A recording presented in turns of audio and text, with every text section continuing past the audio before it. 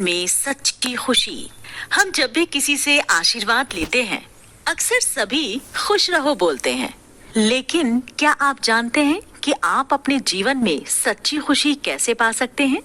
दोस्तों, जिंदगी में हर इंसान चाहता है कि वो खुश रहे, उसे दुनिया की हर एक सुख सुविधा मिले। इसके लिए वो दिन रात मेहनत भी करता है, पाप करता है तो पुण्य भी करता है, लेकिन फिर भी खुशियाँ उनमें से ज्यादातर लोगों से बहुत दूर होती हैं। उन्हें समझ नहीं आता कि ऐसा क्या किया जाए कि उसे खुशी मिल जाए। लेकिन दोस्तों, क्या आपको पता है कि आपकी खुशियों की चाबी कहाँ है? ज्यादातर लोगों को बिल्कुल भी नहीं पता। झूठी खुशियों के नाम पर आज तक दुनिया के ज्यादातर लोग धोखा ही खा रहे हैं। कई लोग सोचते हैं कि हमारे पास बहुत पैसा होगा तो हम खुश रहेंगे। कई लोग सोचते हैं अगर हमें अच्छा जीवन साथी मिल जाए तो हम खुश रहेंगे। वैसे ये बात सही भी है। अगर एक अच्छा जीवन साथी मिले, एक अच्छा सोलमेट मिल जाए, तो किसको खुशी नहीं होगी? लेकिन क्या आपने कभी सोचा है कि क्यों लोग इन खुशियों को सही तरीके से हैंडल नहीं कर पाते? दोस्तों, अक्सर हम देखते होंगे कि एक दूसरे के साथ टाइम स्पेंड करने वाले बॉयफ्रेंड और गर्लफ्रेंड के बीच भी लंबे समय तक प्यार नहीं रहता, जो एक दूसरे के बिना रहने की सोच भी नहीं पाते थे, बिना एक दूसरे को देखे और बिना एक दूसरे की आवाज सुने जिनका दिन नहीं गुजरता था। कुछ ही समय के बाद वो एक दूसरे की शक्ल और आवाज से भी बहुत ज्यादा नफरत करने लगते हैं। दोनों के बीच आखिर ऐसा क्या होता है कि सब कुछ बदल जाता है? प्यार के अलावा दोस्ती में भी देखिए तो जिनकी दोस्ती की दुनिया कस्में खाती थी, वो ही दोस्त एक दूसरे के सबसे बड़े दुश्मन बन जाते हैं और एक दूसरे से बहुत ज्यादा नफरत करने लगते हैं। लोगों को भी ये बात समझ में नहीं आती कि आखिर दोनों के बीच ऐसा क्या हो गया जो उनकी दोस्ती खत्म हो गई। तो दोस्तों, इन समरी जिसे लिखा है डॉन मिगेल रिज ने। लेखक मिस्टर रिज ने अपनी किताब में लव लाइफ, रिलेशनशिप ड्रामा और फेयर बेस्ड बिलीफ को एक्सप्लोर करने और उस प्रॉब्लम को सॉल्व करने के तरीकों को छोटी छोटी स्टोरीज के जरिए समझाया है। इस समरी में न सिर्फ लव और फ्रेंडशिप लाइफ और सेल्फ हैप्पीनेस के बारे में डिस्कस किया गया है, बल्कि जीवन से कई डीप फैक्ट्स पर भी उन्होंने अपने विचार रखे हैं।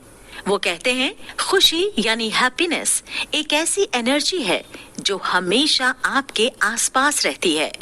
बस फर्क इससे पड़ता है कि आप अपने अंदर वो मैग्नेटिक पावर डेवलप करें ताकि आप उन खुशियों को खींचकर अपनी जिंदगी में ला पाएं। जिंदगी में खुशियां आ भी जाएं, तब भी आपकी जिम्मेदारी खत्म नहीं होती। आपको उन खुशियों को हैंडल करना भी आना चाहिए, तभी आप अपनी ज्यादातर जिंदगी खुशियों में गुजार पाएंगे।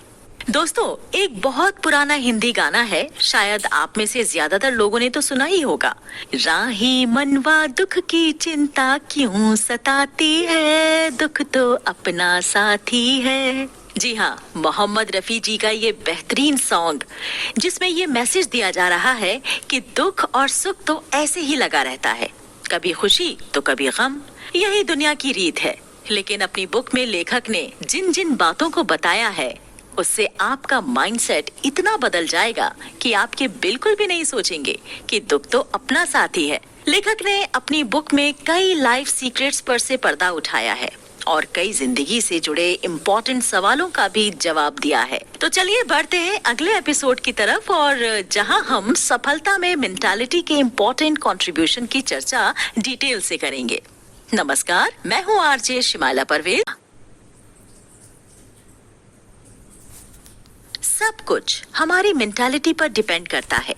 जिंदगी में ज्यादातर काम ऐसे होते हैं जिसमें हम पहले ही अपनी मेंटालिटी बना लेते हैं और हम पहले ही उसके बारे में ये तय कर लेते हैं कि वो हमसे नहीं होगा। दोस्तों, हम पहले ही किसी इंसान के बारे में अपनी गलत धारणा बना लेते हैं और हम सोचते हैं कि वो इंसान तो गलत ही है।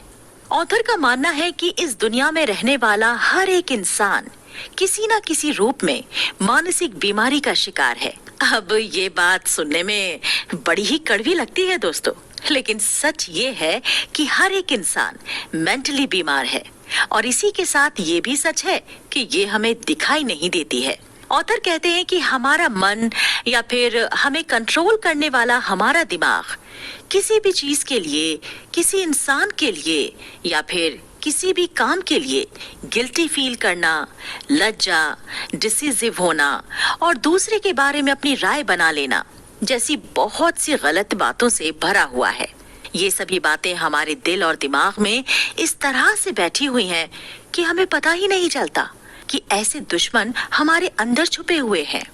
दिमाग की गहराई में बैठे इन दुश्मनों के कारण इन्होंने जो रिजल्ट दिखाए, हम उन्हें ही सच मान बैठते हैं और उसी के अकॉर्डिंग अपना बिहेवियर बनाकर उसे ही शो करने लगते हैं।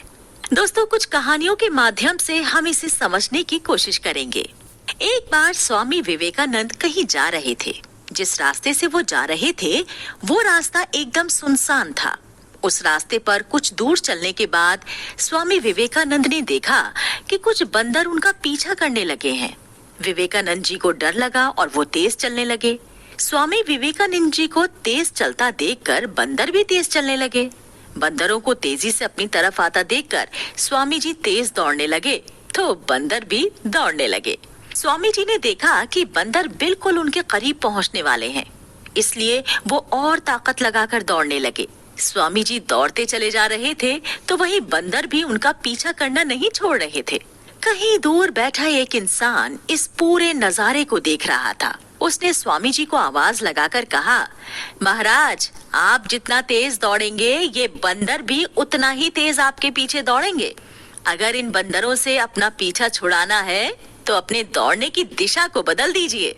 तो दोस्तों, अगर आप अपनी दिशा बदलकर बंदरों की तरफ दौड़ना शुरू करेंगे तो ये बंदर आपका पीछा करना छोड़ देंगे।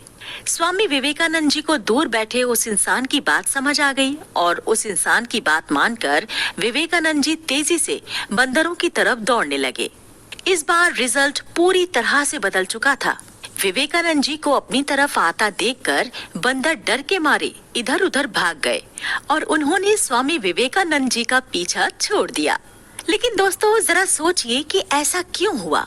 ऐसा इसलिए हुआ क्योंकि स्वामी जी के मन में बंदरों से जुड़ा डर पहले से ही बैठा हुआ था। इस कारण से वो बंदरों का सामना करने की हिम्मत नहीं जुटा पा रहे थे। हम सभी को भी यही लगता है कि अगर हम बंदरों के सामने जाएंगे तो वो हमें काट लेंगे। ठीक ऐसा ही डर स्वामी जी के मन में भी बैठा हुआ था। यही कारण है कि बंदर को देखते ही हम दौड़ने लगते हैं या फिर छिप जाते हैं। ऐसे पता नहीं कितने ही डर हमारे दिल और दिमाग में बड़ी गहराई तक बैठे हुए हैं। इस तरह के छोटे छोटे डर हमारे मन पर बहुत ज्यादा हावी रहते हैं दोस्तों, और इस कारण से हम उन डरों का सामना करने की हिम्मत ही नहीं जुटा पाते। ठीक ऐसे ही डर हमारे मन में लगभग हर काम के लिए छुपकर बैठे होते हैं। जब भी हम कोई नई शुरुआत करना चाहते हैं तब ये डर हमारे सामने आ जाते हैं और हमें उस नई शुरुआत को करने से रोकते हैं।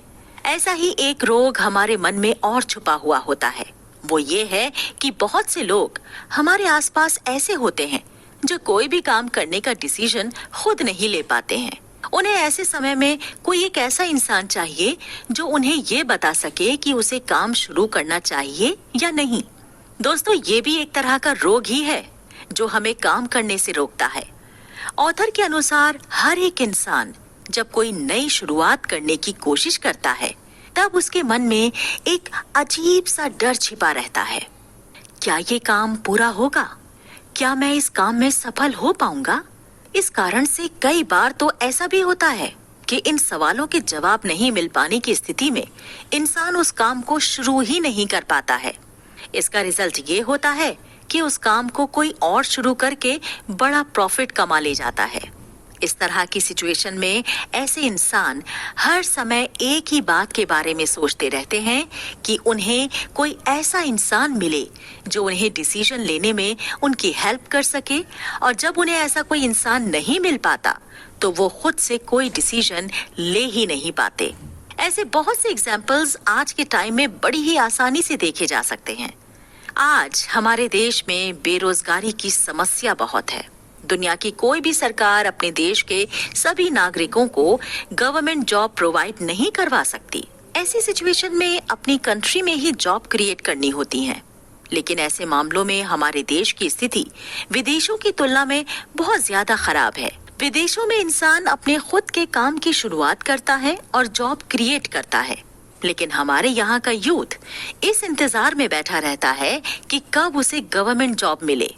जब हम इसके पीछे छिपे कारण को देखते हैं ना दोस्तों, तो हम पाते हैं कि हमारे देश का यूथ खुद का बिजनेस इसलिए शुरू नहीं कर पाता क्योंकि उसके मन में एक प्रकार का डर या फिर कहें कि एक तरह की शर्म छुपी होती है।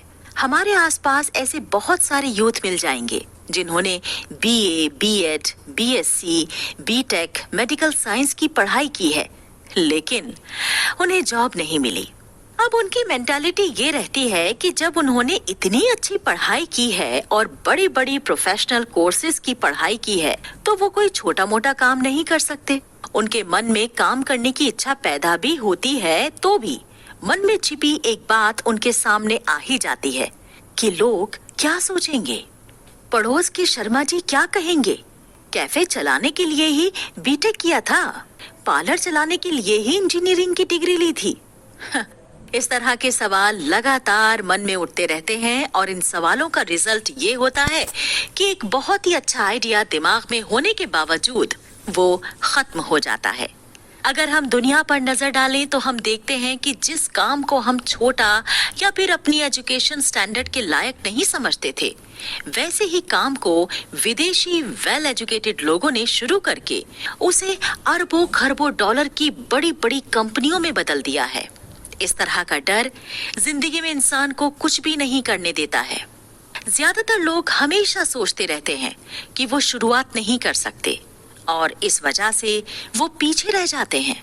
हमारे आसपास ऐसे बहुत सारे लोग मिल जाएंगे जिनके पास बिजनेस करने के बहुत अच्छे आइडियाज होते हैं, लेकिन उन्हें कभी भी इम्प्लीमेंट नहीं कर पाते क्योंकि वो हमेशा सोचते ही रह जाते हैं कि शुरुआत कैसे करें, कहाँ से करें, कब करें, शुरुआत करने के लिए पैसा कहाँ से आएगा, बिजनेस चलेगा या नहीं चलेगा।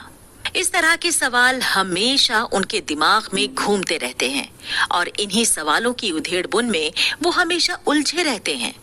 इस कारण से ऐसे लोग कभी कोई नई शुरुआत नहीं कर पाते और उनकी जिंदगी ऐसे ही सोचते सोचते गुजर जाती है।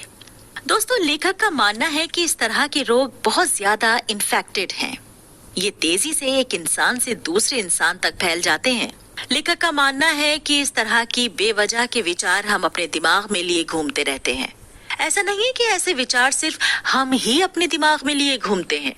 ऐसे विचार दुनिया का लगभग हर एक इंसान अपने साथ लेकर घूमता है और इसके कारण होने वाली परेशानियों के लिए वो दूसरों को जिम्मेदार ठहराता है।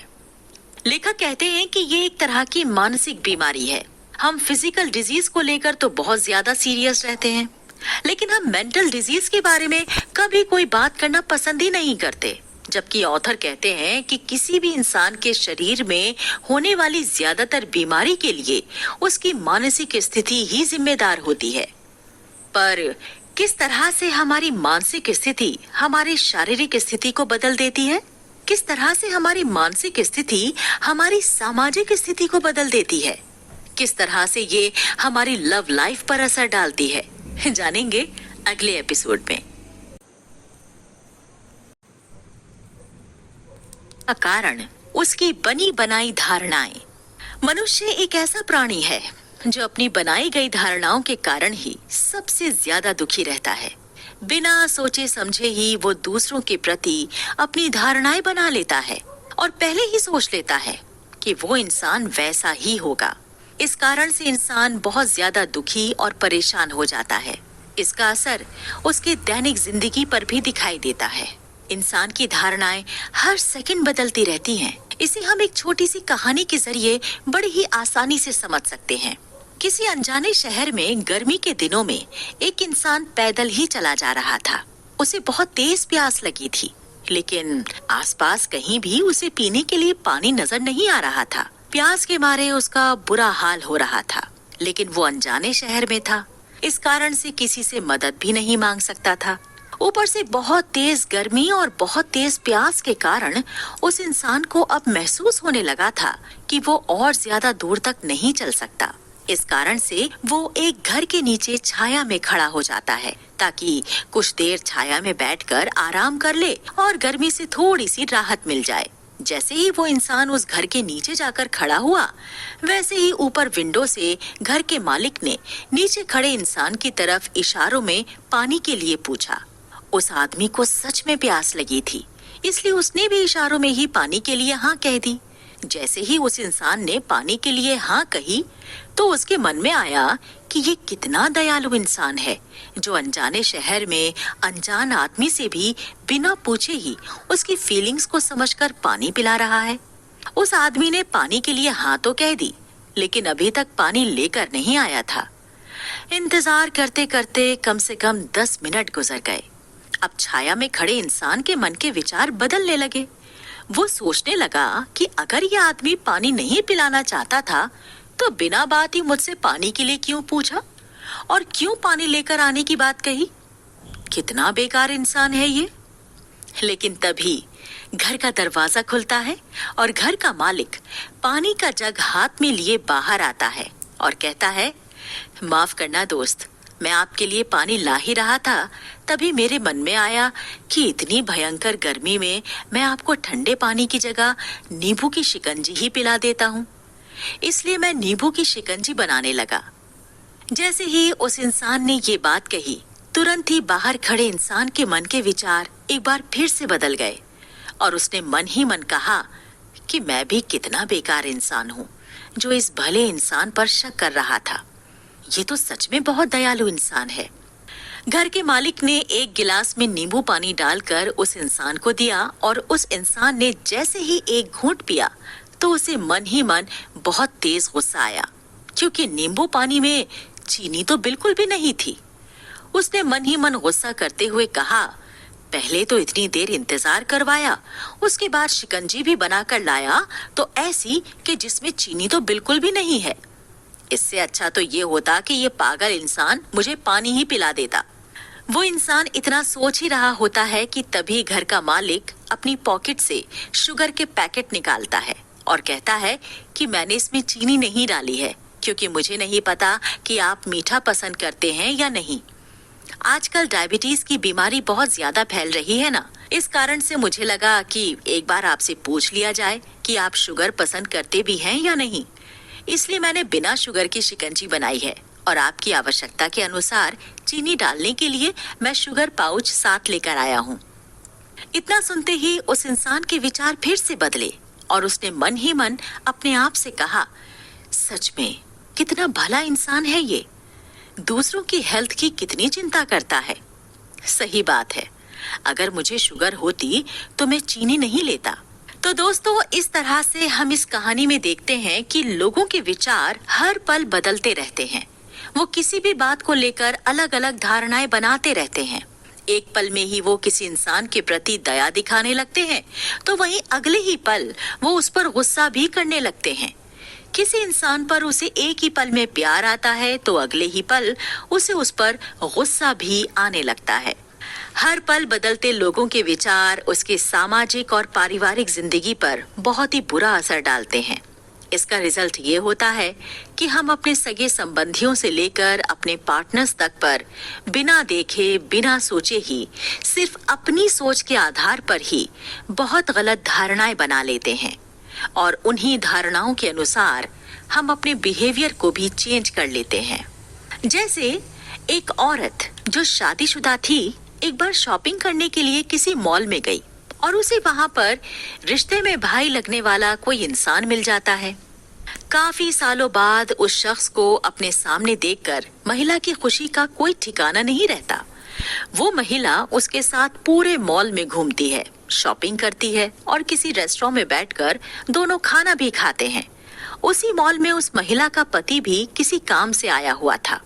उसने अपनी पत्नी को उस लड़के के साथ देख लिया, लेकिन वो उनके पास नहीं गया, बल्कि वो इस पूरे नजारे को छुप छुप कर देख रहा था। ये सब देखकर उसके मन में सिर्फ एक ही बात घूम रही थी कि मेरी पत्नी मुझे धोखा दे रही है और उसका किसी के साथ अफेयर चल रहा है। वो बहुत ज्यादा दुखी हो जाता है। शाम को जब वो घर लौट कर आता है तो देखता है पत्नी का बिहेवियर हर दिन की तरह ही उस दिन भी खुशी खुशी वाला ही होता है, लेकिन उसके पति का बिहेवियर पूरी तरह से बदल गया है।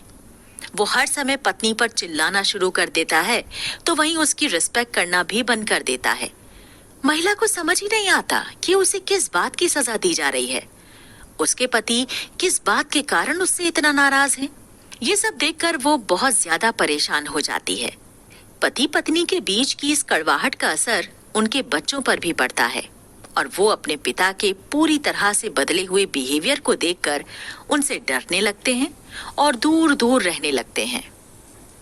इस तरह एक छोटी सी गलतफहमी के कारण हंसी खुशी भरे एक परिवार में अब हंसी की जगह रोने की आवाज आने लगी। ऐसी ही एक दिन महिला ने अपने आप को मजबूत बनाकर जब पति से इस बारे में बात की, तो उसे पता चला कि मॉल में मिले उसके भाई को उसके पति ने घर से बाहर उसका लव अफेयर मान लिया था और इसी कारण से वो उस पर शक भी करने लगे। महिला जब इस बात को सुनती है तो उसे अपने पति की इस बात पर बहुत तेज गुस्सा आता है, लेकिन वो अपने आप को कंट्रोल करके अपने पति को इस बारे में सब कुछ बता देती है कि वो उसके रिश्ते में भाई लगता है और काफी सालों के बाद अचानक से ही मॉल में मिल गया था, इसलिए उसके साथ थोड़ा टाइम स्पेंड कर लिया। पत्नी से सच्चाई जानकर पति को अपनी गलतफहमी पर बहुत ज्यादा गुस्सा आया और उसे खुद पर गिल्टी फील हुआ। तो दोस्तों, ये एक नहीं, ऐसी कई सारी सिचुएशंस होती हैं जिनमें इंसान बिना सोचे समझे ही, बिना पूरी बात को जाने ही, बात की तह तक पहुंचे बिना अपनी धारणाएं बना लेता है। इस कारण से वो अपने ही हाथों अपने हंसते खेलते रिश्तों का गला घोंट देता है। इस तरह की नासमझी के कारण ही आज दुनिया में रिश्तों में इतनी बड़ी दरारें देखी जा सकती हैं। अगर अपने रिश्तों को बचाना है तो मनुष्य को खुलकर जीना होगा।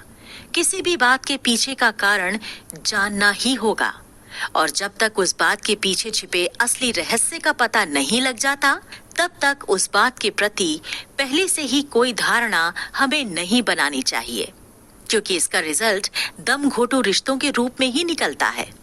दोस्तों, आइए बढ़ते हैं अगले एपिसोड की तरफ और जानते हैं कि किस तरह से हम अपनी बैड मेंटालिटी के कारण बीमार पड़ते हैं और किस तरह से हमारी ये बुरी मेंटालिटी हमें खतरनाक बीमारियों से सामना करवाती है। बीमारियां, बुरी मेंटालिटी का परिणाम।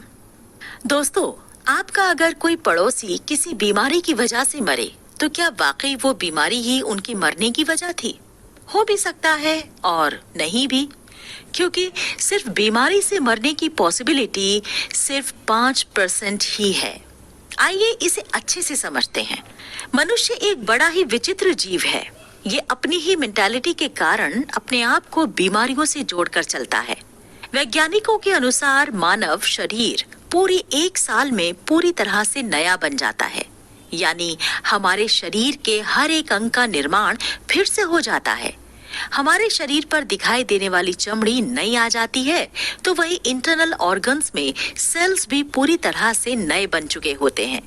अगर हम इस बात को पूरी तरह से सच माने, तब एक सवाल उठता है, अगर हमारा शरीर 1 साल में पूरी तरह से नया हो जाता है, तो फिर बीमारियां कई सालों तक, कई केसेस में तो जिंदगी खत्म होने तक क्यों बनी रहती हैं? ऑथर कहते हैं कि ऐसा इसलिए होता है क्योंकि हम बेवजह के विचारों को अपने सर पर उठाए चलते हैं। हम बेवजह के विचारों पर ही विचार करते रहते हैं और इन विचारों के कारण हमारे अंदर एक डर पैदा हो जाता है। उस डर का ही रिजल्ट ये होता है कि वो हमें मेंटली बहुत ज्यादा कमजोर बना देता है। उसी मेंटली कमजोर दिमाग के कारण ही हमारे शरीर में लंबे समय तक बीमारियां अपना घर बनाए रखती हैं, जबकि उन बीमारियों को तो बिना किसी दवा के ही 1 साल के अंदर पूरी तरह से खत्म हो जाना चाहिए। ऑथर कहते हैं कि ऐसा इसलिए होता है क्योंकि जब भी हम किसी बीमार के इलाज के लिए हॉस्पिटल जाते हैं, तो हमारे दिमाग में एक विचार उसी समय डॉक्टर इम्प्लीमेंट कर देता है। वो हमारे रोग को देखकर मेडिसिन सजेस्ट करके कहता है कि 15 दिन में आप फिर आना। जब आप 15 दिन के बाद एक बार फिर से उस डॉक्टर के पास जाते हैं, तब वो कहता है कि आपकी बीमारी का इलाज पूरी तरह से संभव है, लेकिन इसके लिए आपको कम से कम 1 साल तक मेरी बताई गई दवाइयां खानी होंगी।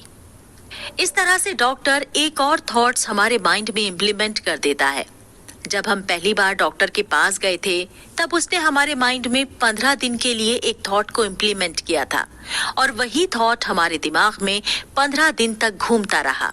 डॉक्टर की इम्प्लीमेंट की गई उस थॉट के कारण 15 दिन तक हमारे दिमाग में यही घूमता रहा कि मैं बीमार हूँ, मुझे खतरनाक बीमारी है और इस बीमारी के लिए डॉक्टर ने मुझे 15 दिन की दवाइयाँ दी हैं।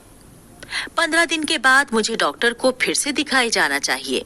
इस तरह के विचार लगातार 15 दिन तक हमारे दिल और दिमाग में घूमते ही रहते हैं और इसका रिजल्ट ये होता है कि जहां बीमारी को ठीक हो जाना चाहिए था वहीं वो बीमारी ठीक होने का नाम ही नहीं लेती। जब 15 दिन के बाद एक बार फिर से डॉक्टर के पास जाना पड़ा तब डॉक्टर ने जांच करके उस इंसान को 1 साल तक मेडिसिन खाने के लिए कह दिया। ऐसे ही डॉक्टर्स तरह तरह के डराने वाले थॉट्स को आपके दिल और दिमाग में पूरे 1 साल तक के लिए बैठा देते हैं और आप पूरे 1 साल के 365 दिनों तक इसी तरह के विचारों के साथ जीते रहते हैं कि मैं बीमार हूँ, मुझे खतरनाक बीमारी है। इस बीमारी से ठीक होने के लिए डॉक्टर ने मुझे 1 साल तक की दवाइयाँ खाने के लिए कहा है। इसका मतलब ये है कि ये बीमारी जल्दी ही ठीक नहीं हो सकती। इस तरह के विचार लगातार दिमाग में चलते रहने के कारण हमारी मानसिक स्थिति पूरी तरह से बदल जाती है और हमारा शरीर उस बीमारी को और इस बीमारी के सिम्टम्स को पूरी तरह से खत्म करने के बजाय उस बीमारी पर काम करना ही छोड़ देता है, जिसके बाद वो बीमारी ठीक होने की बजाय और ज्यादा तेजी से बढ़ने लगती है। यही कारण है कि जिंदगी के अंत तक बीमारियां हमारे शरीर में बनी रहती हैं और हम जिंदगी के अंत तक दवाइयां ही खाते रहते हैं। इस तरह डॉक्टर के द्वारा मेडिसिन देते समय भी अनजाने में ही एक डर हमारे दिमाग में बैठा दिया जाता है और उसी डर के कारण हम फिजिकली और मेंटली पूरी तरह से डिस्टर्ब हो जाते हैं। दोस्तों, इस तरह की सिचुएशंस में ऑथर कहते हैं कि क्या हमारा दिमाग 2 या 3 साल के बच्चे की तरह नहीं हो सकता? क्या हमारा दिमाग या मन 2 या 3 साल के बच्चे की तरह पूरी तरह से खाली, हल्का और चंचल नहीं हो सकता? क्या हम बच्चों की तरह खिलखिलाकर हंस नहीं सकते? ऑथर कहते हैं कि इन सभी सवालों के जवाब अक्सर हमें ना में ही मिलते हैं, क्योंकि हम अपनी जिंदगी के प्रति बहुत सारी छोटी छोटी धारणाओं को पहले से ही बनाकर तैयार कर रखते हैं। उन्हीं धारणाओं के कारण हम कभी भी एक छोटे से बच्चे की तरह ना तो फील कर पाते हैं और ना ही उसकी तरह एकदम फ्रीली जी पाते हैं। हम ऐसा इसलिए नहीं कर पाते दोस्तों, क्योंकि हमने अपने चारों तरफ जो क्राइटेरिया बनाकर रखा है, हम उस क्राइटेरिया से बाहर निकलना ही नहीं चाहते। हम बच्चों की तरह खुलकर हंस नहीं सकते, क्योंकि हमने क्राइटेरिया बना रखा है कि एक उम्र के बाद बेवजह हंसना बेवकूफी का काम है, जबकि बच्चों के लिए तो कोई क्राइटेरिया नहीं होता। इसलिए वो जब चाहें तब या फिर जब उन्हें हंसी आए तभी हंस लेते हैं। एक पुरुष सबके सामने रो नहीं पाता, क्योंकि समाज में उसके चारों तरफ एक क्राइटेरिया बना दिया गया है कि पुरुष यानी मर्द रोते नहीं हैं। लेकिन अगर हम बात करें तब की जब एक पुरुष मर्द न होकर बच्चा होता है, तब वो खुलकर रो पाता है, अपनी समस्याएं हर किसी से कह पाता है। लेकिन अगर पुरुष सबके सामने रोने लगे और अपनी समस्याएं बताने लगे तो सभी उसे बेवकूफ और कमजोर भी समझने लगेंगे। इस तरह बेवजह के क्राइटेरिया हमारे खुलकर जीने की राह में सबसे बड़े कांटे होते हैं। ये कांटे ही हमें उस राह पर चलने से रोकते हैं। जब भी हम कोई नया काम करने की सोचते हैं या फिर अपनी जिंदगी को अपने अनुसार जीने की कोशिश करने लगते हैं, तब सबसे पहले हमारे दिमाग में एक ही सवाल आता है कि लोग क्या कहेंगे। हमें दूसरों की इतनी ज्यादा चिंता होती है कि हम अपनी ही जिंदगी को खराब कर देते हैं, अपने आप को ही टेंशन में घेर लेते हैं। इस कारण से धीरे धीरे हमारे चारों तरफ परेशानियों का एक जाल सा खड़ा होने लगता है और धीरे धीरे हमारे पारिवारिक जिंदगी में भूचाल आने लगते हैं। जब ये भूचाल रुकने का नाम नहीं लेते, तब हमारे दिल और दिमाग में एक बात और आने लगती है कि मैं अच्छा नहीं हूँ, मैं ही सारी समस्याओं की जड़ हूँ। लेकिन ऑथर कहते हैं कि अगर हकीकत में देखा जाए तो हम ही सबसे सुंदर हैं। इस पूरी प्रकृति में हम ही सबसे अच्छे हैं। इस बात पर हमारा ध्यान हमारी सोच के कारण नहीं जा पाता है और इसी सोच के कारण हमें ये लगने लगता है कि हमारी जिंदगी में किसी चीज की कमी है और उसी कमी के कारण हम खुश नहीं रह सकते। यही कारण है कि जब हम किसी इंसान से मिलते हैं और उससे हालचाल पूछते हैं तो सामने वाला इंसान हमेशा ठीक ही कहता है। चाहे वो बहुत ज्यादा परेशानी में हो, वो अपनी परेशानी को छुपा कर रखना चाहता है। इस तरह के राज हर कोई अपने अंदर राज ही रखना चाहता है। हर कोई झूठ बोलता है क्योंकि सच कभी कभी हमें बहुत ज्यादा कमजोर भी बना देता है। ऐसा इसलिए होता है क्योंकि हमारे दिमाग के अंदर एक बहुत बड़ी गड़बड़ है जिसे हम स्वीकार नहीं करना चाहते, और वो गड़बड़ ये है कि हम अपनी आलोचना यानी अपनी बुराई और अपनी कमियों को सुनना पसंद नहीं करते। डेली लाइफ की बेसिस पर हमने इस बात को जाना है कि जिस समाज में हम रहते हैं उस समाज में सम्मान और शक्ति का बहुत बड़ा महत्व होता है। इस कारण से हम आंख बंद करके बिना कुछ सोचे समझे समाज में अपने सम्मान को बनाए रखने के लिए फर्जी पर्सनालिटी बनाने लगते हैं।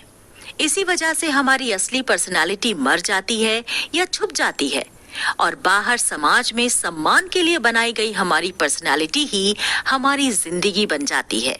फिर चाहे वो इंसान हमें खुश रखे या फिर दुखी रखे। अगर हम इस तरह से देखते हैं तो हमें पूरी दुनिया के ज्यादातर लोग नकली ही लगते हैं।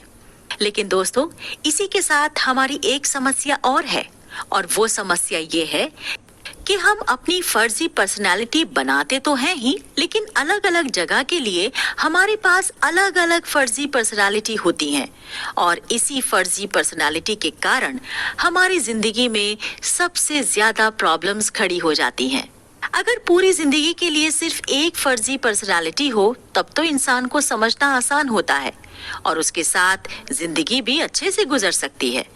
लेकिन वही इंसान अगर हर मोड़ पर एक अलग ही नकली इंसान के साथ खड़ा दिखाई दे तो जिंदगी में बहुत सारी समस्याएं खड़ी हो जाती हैं। आज के लोगों के पास स्कूल जाने की एक अलग पर्सनालिटी है, ऑफिस जाने के लिए एक अलग पर्सनालिटी है, दोस्तों के साथ अलग पर्सनालिटी दिखाकर पेश आते हैं, परिवार के लिए अलग पर्सनालिटी है और यहाँ तक कि खुद के लिए भी एक अलग ही पर्सनालिटी है। यानी वो इंसान अपने आप को भी धोखे में रखता है। तो दोस्तों, अब आप अंदाजा लगा लीजिए कि इतने सारे नकली इंसान होने के बाद हमारी जिंदगी में खुशी होगी या दुख होगा। ऑथर कहते हैं कि मैं ये नहीं कहता कि आप अपने ऐसे फर्जी पर्सनालिटी को बनाना बंद कर दें, और ना ही मैं ये कहता हूँ कि फर्जी पर्सनालिटी बनाना बंद करने से आपकी जिंदगी की समस्याएं भी कम हो जाएंगी। लेकिन मेरे कहने का मतलब सिर्फ और सिर्फ इतना सा है कि जब हमारी जिंदगी में बहुत सारी समस्याएं खड़ी हों तो एक के बाद एक फर्जी पर्सनालिटी को खड़ा करके जिंदगी को और ज्यादा स्ट्रगल से भरा हुआ क्यों बनाना? क्यों जिंदगी में ज्यादा ड्रामे को इनवाइट करना?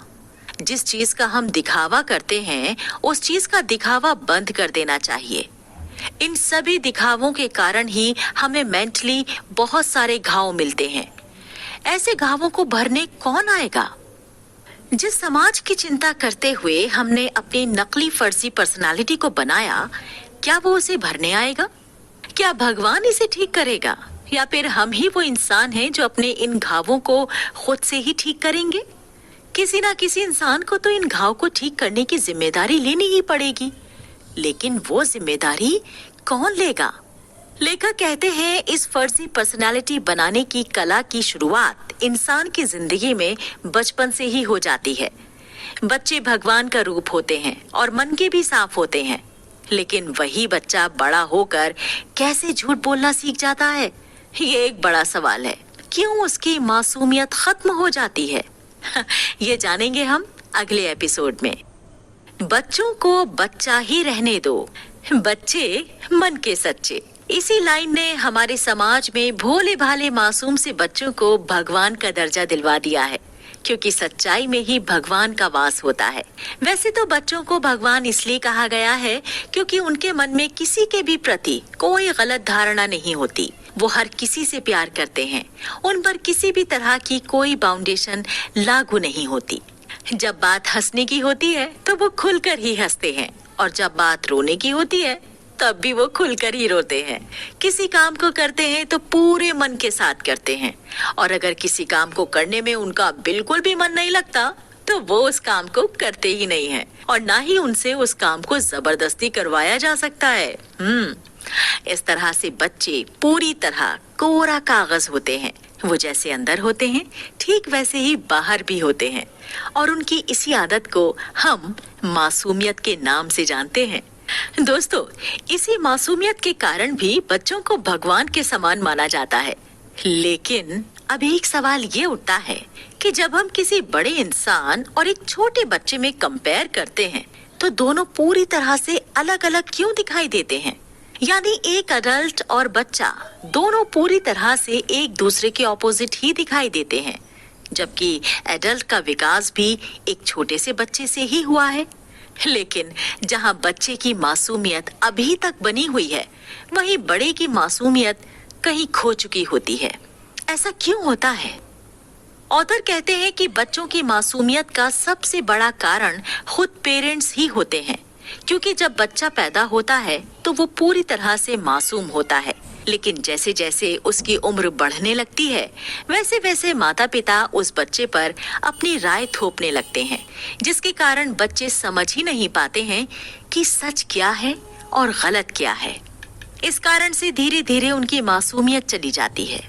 जब भी कोई माता पिता बच्चों पर अपनी राय थोपते हैं तब वो अपने बच्चे की मर्जी जाने बिना ही ऐसा करने लगते हैं, फिर चाहे वो काम बच्चों को अच्छा लगे या फिर ना लगे। इस काम से माता पिता को कोई भी मतलब नहीं होता। इसे हम एक छोटे से उदाहरण से बड़ी ही आसानी से समझ सकते हैं। जैसे बच्चा क्या पढ़ेगा ये भी माता पिता ही तय करते हैं, जिसका रिजल्ट ये होता है कि बच्चा जिस सब्जेक्ट को पढ़ना चाहता है या फिर जिस काम में जिस सब्जेक्ट में उसे इंटरेस्ट होता है, मजा आता है, उससे उसे ना चाहते हुए भी दूर होना पड़ता है। इस तरह की एक्टिविटीज को ऑथर बच्चों पर अत्याचार मानते हैं। ऑथर का मानना है कि ऐसे ही अत्याचारों के कारण मासूम बच्चे धीरे धीरे अपनी मासूमियत को खो देते हैं। कई बार कंफ्यूजन के कारण भी बच्चे अपनी मासूमियत छोड़ देते हैं।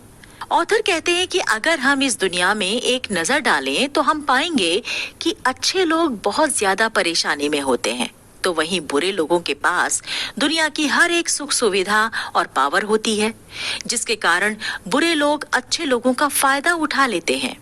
ऑथर का मानना है कि हमारी इस दुनिया का दस्तूर ही पूरी तरह से बिगड़ा हुआ है। जिन लोगों के पास शक्ति यानी पावर नहीं होनी चाहिए, उन्हीं लोगों के पास दुनिया की सारी पावर होती है। यहाँ ऑथर के अनुसार पावर का मतलब धन और संपत्ति है। तो दोस्तों, जब धीरे धीरे बच्चे बड़े होते हैं तो उन्हें एहसास होने लगता है कि सच बोलने वाले इंसान को बहुत ज्यादा परेशान होना पड़ता है, तो साथ ही साथ सच के पक्ष में खड़े होने वाले लोगों को ही सबसे ज्यादा नुकसान उठाने पड़ते हैं। ज्यादातर लोग सच बोलने वाले को पसंद नहीं करते। ऐसा इसलिए होता है क्योंकि हम सच्चाई से डरते हैं, और सच्चाई से डरने के कारण ही हम झूठ के पीछे छुप जाते हैं। ऑथर का मानना है कि इस तरह के अन्याय को ही देखकर मासूम बच्चे धीरे धीरे अपनी मासूमियत को खो देते हैं। ऐसा बाहरी दुनिया में ही नहीं होता, बल्कि ऐसा बच्चों को घर में अपने माता पिता से भी देखने को मिलता है। जब बच्चा थोड़ा समझदार होता है ना, और वो अगर कभी अपने माता पिता को झगड़ा करते हुए देखे, फिर जब उसे झगड़े के कारण का पता चले तो उसे समझ में आता है कि जिस बात पर उनके माता पिता झगड़ा कर रहे हैं वो बात तो बेवजह की है, फिर भी उसके माता पिता आपस में बेकार की बात के लिए इतना क्यों झगड़ रहे हैं। ऑथर कहते हैं कि बच्चों के सामने झगड़ने वाले, बेकार के टॉपिक पर आपस में झगड़ने वाले पेरेंट्स बाद में अपने बच्चों को समझाते हैं कि लड़ाई झगड़ा करना गलत बात है। अब ऐसी बातों से बच्चे के मन में एक तरह से कंफ्यूजन पैदा हो जाती है। उसे समझ ही नहीं आता कि लड़ाई करना गलत बात है या नहीं। वो इस बात को बिल्कुल भी तय नहीं कर पाता कि अगर लड़ाई करना गलत बात है तो उसके पेरेंट्स छोटी छोटी बेकार की बातों पर क्यों लड़ने लगते हैं, और अगर लड़ाई करना गलत बात नहीं है तो उसके पेरेंट्स उसे लड़ाई झगड़ा करने से क्यों मना कर रहे हैं। इस तरह से कंफ्यूजन में फंसा बालक समझ ही नहीं पाता कि अच्छा क्या है और बुरा क्या है। ऑथर कहते हैं कि ऐसी सिचुएशन बच्चों के दिल और दिमाग पर एक अलग ही असर डालती है। ऑथर कहते हैं कि बच्चों के मन पर उनके साथ होने वाले अन्याय की ही छाप होती है। उन्हें कोई भी कारण या अवधारणा याद नहीं रहती।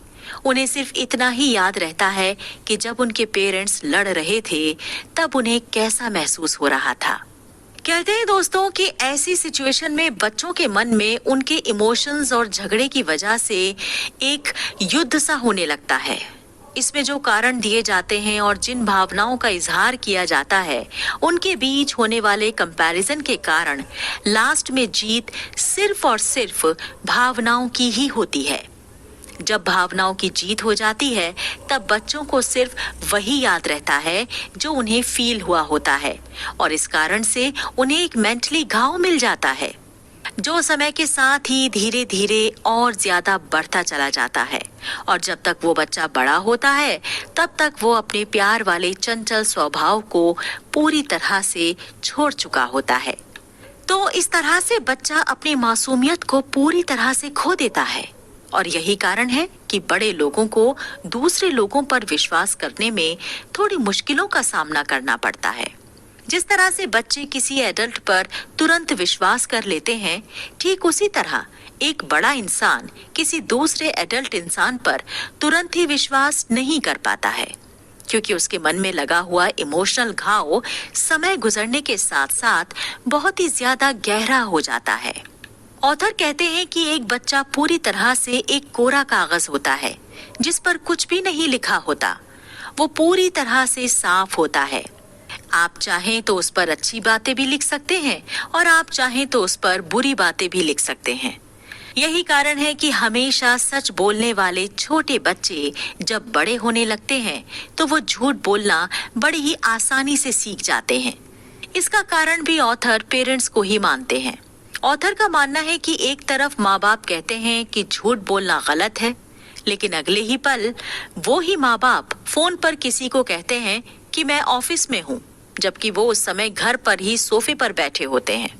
ऐसी सिचुएशन में बच्चा ये तय ही नहीं कर पाता कि सच बोलना चाहिए या फिर झूठ बोलना चाहिए। उस समय सिर्फ फीलिंग की वैल्यू रहती है और जीत फीलिंग की ही होती है। इस कारण से बच्चा झूठ बोलने लगता है।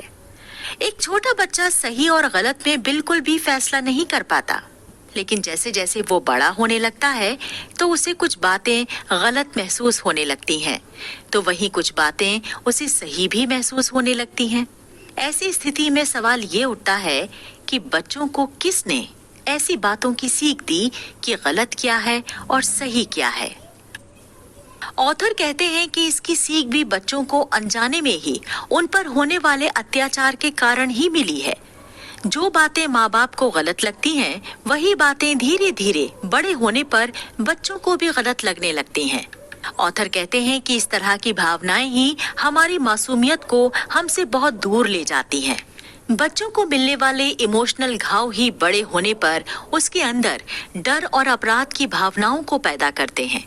इस तरह से लगातार होते अत्याचार के कारण ही दुनिया में इस तरह की समस्याएं दिखाई देती हैं।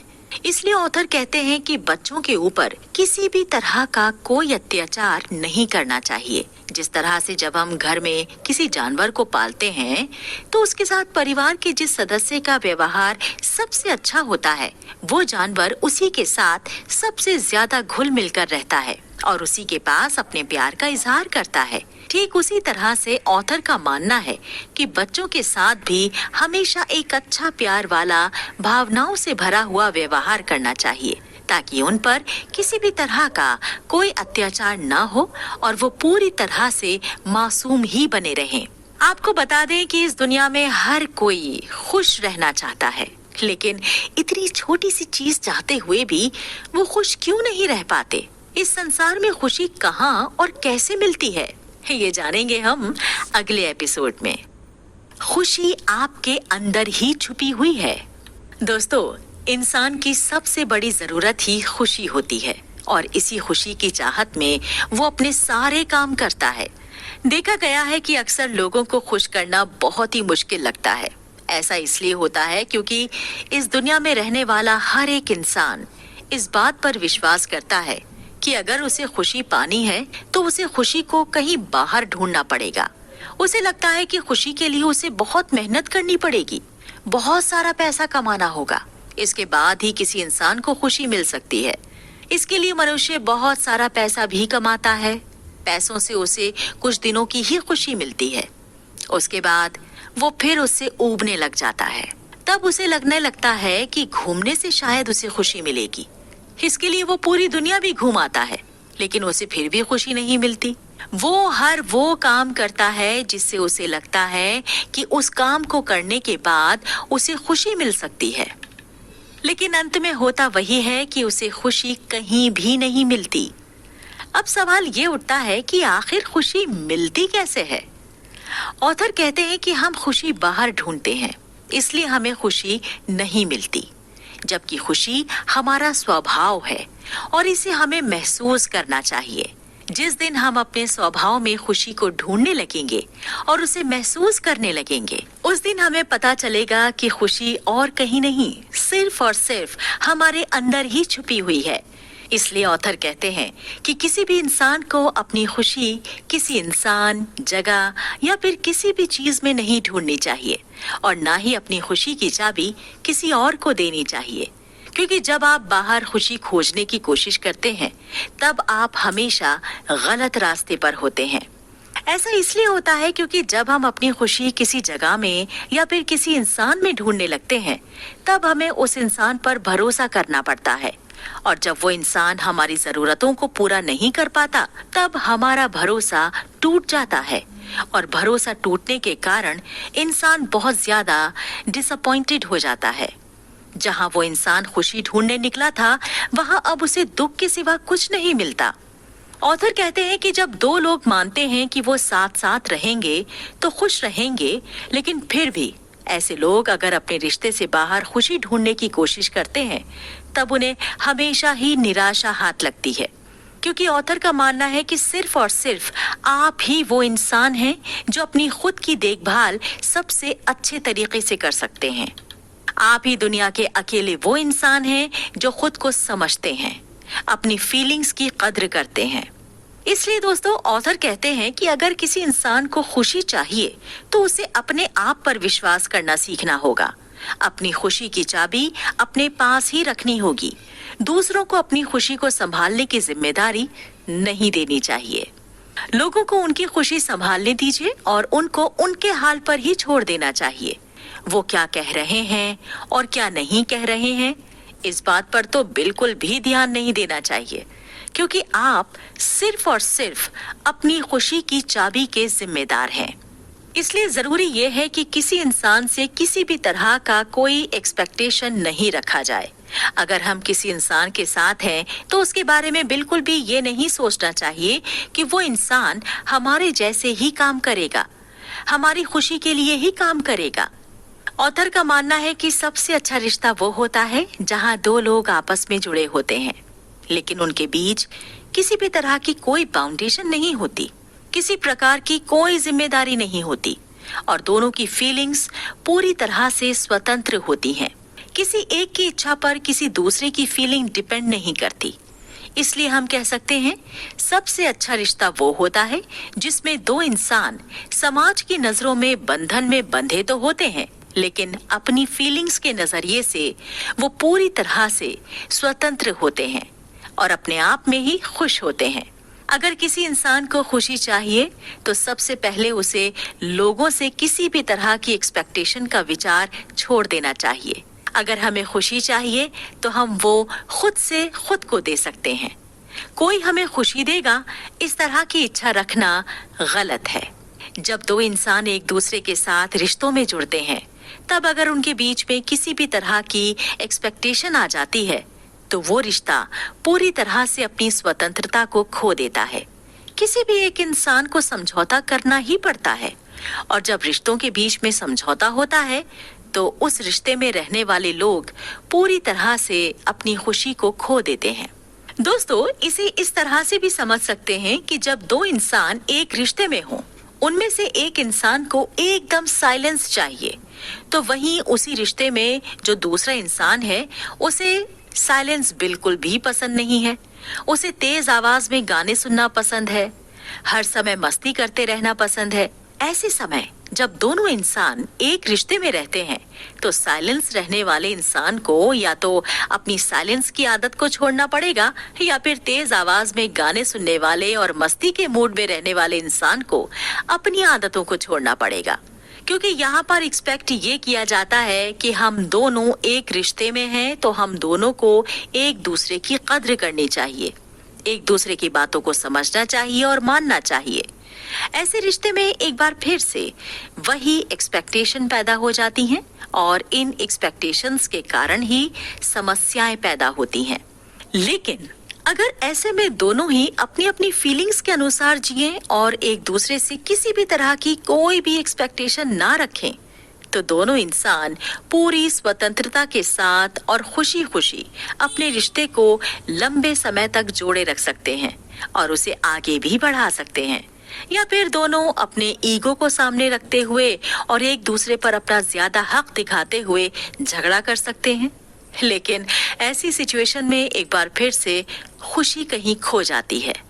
ऐसा इसलिए होता है क्योंकि बचपन की बनी बनाई धारणाएं हमारे दिमाग में बहुत ही गहराई तक बैठ जाती हैं और हम उन्हें ही जिंदगी जीने का तरीका मान बैठते हैं। जैसे बचपन से हम सुनते आए हैं कि किसी भी इंसान की प्रायोरिटी में खुशी नहीं होनी चाहिए, क्योंकि खुशी एक बहुत ही छोटी चीज है, जबकि हमारा टारगेट पूरी तरह से आनंदमय जिंदगी के लिए होना चाहिए, क्योंकि आनंदमय जिंदगी एक लॉन्ग टर्म पोजीशन है। दूसरी बनी बनाई धारणा हमारे दिमाग में ये बनी होती है कि खुशी मतलब दिमाग के अंदरूनी हिस्सों से रिलीज होने वाला डोपामाइन हार्मोन है, और इसी डोपामाइन हार्मोन के कारण ही हमारे अंदर एक खुशी का एहसास पैदा होता है। इसके अलावा खुशी कुछ भी नहीं है, ये सिर्फ एक केमिकल रिएक्शन है। और इसी के कारण ये होता है कि जब आपकी कोई इच्छा पूरी हो जाती है तब आप खुशी महसूस करते हैं, क्योंकि तब आपके दिमाग में डोपामाइन केमिकल रिलीज होता है। ऐसी खुशी एक छोटे से समय के लिए ही होती है। तो दोस्तों, इस तरह की गलत धारणाओं के कारण हम खुशी को कहीं और ढूंढने लग जाते हैं, और कहीं और खुशी ढूंढने के कारण जिंदगी में ना तो खुशी मिलती है और ना ही आनंद मिल पाता है, हमेशा दुख ही दुख मिलता है। इसलिए ऑथर का मानना है कि अगर किसी इंसान को खुशी चाहिए या ब्लिसफुल लिविंग चाहिए, तो वो ये समझे कि ये पूरी तरह से एक अलग चीज है। इसलिए ऑथर कुछ ऐसे स्टेप्स बताते हैं जिससे आप एक आनंद से भरी खुशी वाली जिंदगी बड़ी ही आसानी से हासिल कर सकते हैं। फर्स्ट स्टेप में अपनी खुशियों को अपने अंदर ढूंढने की कोशिश करनी चाहिए। खुशियों को अपने अंदर की गहराई से ढूंढ कर निकालो। कहीं बाहर खुशियों को ढूंढने की जरूरत ही नहीं है, क्योंकि आप किस चीज से खुश होते हैं और आपको किस तरह से खुश रखा जा सकता है, इस सीक्रेट को आपके अलावा और कोई नहीं जानता। अपने अंदर गहराई में जब आप उस सीक्रेट को ढूंढ कर निकालते हैं, तो उसे महसूस करना शुरू कीजिए। आपको पता चलेगा कि आप धीरे धीरे जिंदगी में खुशियों की तरफ बढ़ रहे हैं। जिंदगी में किसी भी तरह की एक्सपेक्टेशन नहीं रखनी चाहिए। अगर किसी इंसान को खुशी चाहिए तो उसे इस सेकंड स्टेप को फॉलो करना है। इस बात से कोई फर्क नहीं पड़ता कि आप जिस इंसान के साथ हैं या आपका जो साथी है वो आपसे कितना प्यार करता है और कितना प्यार नहीं करता है। आपका काम सिर्फ और सिर्फ प्यार बांटना है, अपनी खुशियां बांटना है, और इसके लिए अपने अंदर आपको गहराई तक इसकी खोज करनी पड़ेगी, ताकि आप अपनी खुशियों को पहचान सकें और दूसरों से भी उन खुशियों को बांट सकें। थर्ड स्टेप में ऑथर कहते हैं कि अपनी जरूरतों और एक्सपेक्टेशंस को बोझ अपने पास ही रखें। किसी और से इस बात की एक्सपेक्टेशन बिल्कुल भी ना रखें कि वो आपकी एक्सपेक्टेशंस को पूरा करेगा या फिर आपकी जरूरतों को पूरा करेगा। इसके अलावा आप जिस इंसान के साथ रहते हैं या जो भी इंसान आपका जिंदगी भर का साथी है, उसे भी इस बात के लिए समझाएं कि अपनी खुशियां अपने अंदर ढूंढो। किसी से किसी भी तरह की जरूरतों को पूरा करने और उनकी एक्सपेक्टेशंस पर खरा उतरने की उम्मीद बिल्कुल भी ना रखो। इस तरह से जिंदगी को बहुत ही आनंददायक बनाया जा सकता है। खुशियों को पैदा किया जा सकता है, उन्हें महसूस किया जा सकता है और छोटी छोटी जरूरतों को पूरा करके भी बहुत बड़ी खुशियों को हासिल किया जा सकता है। जिंदगी को बड़ी ही आसानी से बड़ा ही आनंददायक और सुखमय बनाया जा सकता है। दोस्तों, कहते हैं कि रिश्ते किसी इंसान की जिंदगी में भरपूर खुशियां लाते हैं, लेकिन कुछ टाइम के बाद ही एक दूसरे से प्यार करने वाले बॉयफ्रेंड और गर्लफ्रेंड एक दूसरे से बहुत ज्यादा नफरत करने लगते हैं। हमेशा एक दूसरे से कभी भी दूर नहीं होने की कस्में खाने वाले जल्दी ही एक दूसरे के बिना जीना सीख जाते हैं। सवाल ये है दोस्तों कि दोनों के बीच ऐसा क्या होता है कि दोनों एक दूसरे से हमेशा हमेशा के लिए अलग हो जाते हैं। ये जानेंगे हम अगले एपिसोड में। रिश्ते इम्पोर्टेंट हैं, स्वतंत्रता मांगते हैं। दोस्तों, रिश्ते जिंदगी में खुशियां लाते हैं, जिंदगी को पूर्ण बनाते हैं, लेकिन जब बात रिश्तों की आती है तो दुनिया में ऐसे बहुत ही कम रिश्ते देखने को मिलते हैं जिनके बीच किसी भी तरह की कोई खटास नहीं हो और एक दूसरे के लिए भरपूर प्यार हो। हम देखते हैं कि बहुत से लोग ऐसे होते हैं जो अपनी जिंदगी में बहुत सारी लड़कियों के साथ प्यार का नाटक कर लेते हैं, लेकिन कुछ ही महीनों या सालों के बाद उनका ब्रेकअप हो जाता है और वो फिर से एक नए साथी की तलाश में निकल पड़ते हैं। उन्हें फिर किसी इंसान में उनकी खुशियों को पूरा करने की कैपेसिटी दिखाई देती है और उसे अपना जीवन साथी स्वीकार कर लेते हैं, लेकिन फिर वो इंसान भी उनकी उम्मीदों पर खरा नहीं उतरता है और एक बार फिर से उनके बीच में टकराव की सिचुएशन आ जाती है और दोनों अलग हो जाते हैं। इसलिए ऑथर का मानना है कि इस दुनिया में एक आदर्श रिश्ता जैसे कोई चीज होती ही नहीं है, क्योंकि प्रकृति ने हर एक मनुष्य को एक अलग प्रकार की खूबी दी है, एक अलग प्रकार का स्वभाव दिया है, एक अलग प्रकार की सोचने की क्षमता दी है और एक अलग प्रकार का व्यवहार भी दिया है। इस कारण से जब दो इंसान किसी रिश्ते के बंधन में बंधे होते हैं तो दोनों एक दूसरे के लिए पूरी तरह से उल्टे स्वभाव के होते हैं और उल्टी क्षमताओं के होते हैं। जब ऐसा होता है तो ये स्वाभाविक बात है कि उनके बीच टकराव की स्थिति तो जरूर पैदा होगी, लेकिन दोस्तों, ऑथर का मानना है कि विपरीत स्वभाव के ऐसे इंसान इस दुनिया में बड़ी ही आसानी से देखे जा सकते हैं जिनके बीच बहुत ज्यादा प्यार होता है। इसके लिए ऑथर का मानना है कि जिनके रिश्तों को हम आदर्श रिश्ते कहते हैं उनमें भी किसी न किसी तरह की कमी होती ही है, लेकिन इस रिश्ते में शामिल दोनों इंसान इस सीक्रेट को जानते हैं कि हर एक इंसान अलग होता है, इसलिए उनके बीच का रिश्ता एक आदर्श रिश्ता कहलाता है। ऐसे रिश्ते में शामिल दोनों इंसानों को एक दूसरे के दिमाग को पढ़ना आना चाहिए। लेकिन अब आप कहेंगे कि ऐसा तो सिर्फ फिल्मों में ही होता है। हम कोई एक्समैन तो है नहीं जो किसी के दिमाग में क्या चल रहा है उसे समझ पाएं। ऑथर कहते हैं कि इसके लिए एक्समैन बनने की जरूरत है भी नहीं, हमें पहले ही कुछ बातों को समझना चाहिए। हर किसी इंसान के दिमाग में हमेशा कुछ ना कुछ उथल पुथल मची ही रहती है। हर समय इस दुनिया के हर एक इंसान के दिमाग में कोई ना कोई ड्रामा चलता ही रहता है। ऑथर कहते हैं कि दिमाग में चलने वाले ड्रामे ही किसी इंसान की जिंदगी के असली समस्या की जड़ हैं और इन्हीं ड्रामों के कारण ही रिश्तों में टकराव पैदा होता है। दिमाग में चलने वाले ये ड्रामे ही हमें पूरी तरह से भ्रमित कर देते हैं और हमारी मेंटल एनर्जी को पूरी तरह से डिस्ट्रॉय कर देते हैं। इससे हमारी सोचने समझने की क्षमता पूरी तरह से खत्म हो जाती है। हम इस बात को भूल जाते हैं कि हमारे पार्टनर के दिमाग में भी कोई ना कोई ड्रामा तो चल ही रहा होगा, लेकिन होता यह है कि हम हमारे दिमाग में चलने वाले ड्रामे में इतने ज्यादा डूब जाते हैं कि हम हर एक इंसान को हमारे बनाए क्राइटेरिया में फिट करने की कोशिश करने लगते हैं। लेकिन जब पार्टनर हमारे बनाए क्राइटेरिया में फिट नहीं हो पाता तो ऐसी सिचुएशन में हम हमारे दिमाग के ड्रामे में इतने ज्यादा इन्वॉल्व हो जाते हैं कि हम अपने अनुसार लोगों को बदलने की कोशिश करने लगते हैं। हम हमारे नजरिए और हमारे ढांचे में लोगों को फिट करने की कोशिश करने लगते हैं, जबकि ये तो पूरी तरह से स्वार्थ की भावना है। सबसे बड़ी बात क्या है पता है? भले ही ये स्वार्थ की भावना हो, लेकिन इसे हम प्यार का नाम दे देते हैं और हम कहने लगते हैं कि हम उनसे प्यार करते हैं, इसलिए उन पर हमारा अधिकार है। और इसलिए उन्हें हमारे अनुसार रहना चाहिए और बदलना चाहिए।